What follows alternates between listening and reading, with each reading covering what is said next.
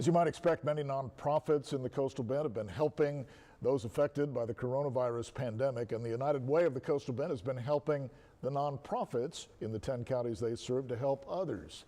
In March, the United Way started a COVID-19 relief fund to help those nonprofit groups. The COVID-19 Relief Fund, as they call it, is aimed at helping provide various kinds of assistance to those hardest hit by the pandemic.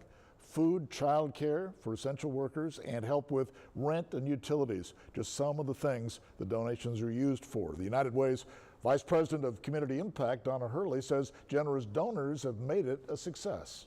Through their generosity, we've raised over $600,000 and been able, as of yesterday, have dispersed $478,840 of that back into the community.